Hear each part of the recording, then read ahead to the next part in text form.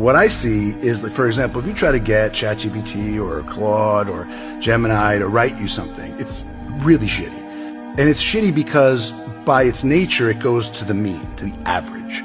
And it's not reliable. And I just can't stand to see what it writes. Now, it's a useful tool if you're a writer and you're going, what's the thing? I'm trying to set something up, or somebody sends someone a letter, but it's delayed 2 days and it can give you some examples of that. I actually don't think it's very likely that it's going to be able to write anything meaningful, and in particular, that it's going to be making movies like from whole cloth, like Tilly Norwood. Like, that's bullshit. I don't think that's going to happen. I think it's not. I think it turns out the technology is not progressing in exactly the same way they sort of presented it. And really, what it is going to be a tool, just like sort of visual effects. And yeah, it needs to have language around it. You need to protect your name and likeness. You can do that. You can watermark it. Those laws already exist. I can't sell your fucking picture for money. I can't. You can sue me, period. It kind of feels to me like the thing we were talking about earlier, where there's a lot more fear because we have this existential dread. It's going to wipe everything out. Right. But that actually runs counter, in my view, to what history seems to show, which is adoption is slow, it's incremental.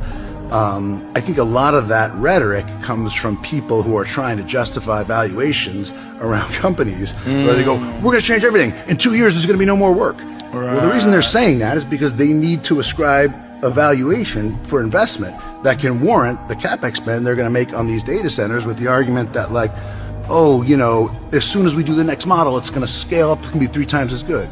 Except that actually ChatGPT 5, about 25% better than ChatGPT 4, and costs about 4 times as much in the way of electricity and data.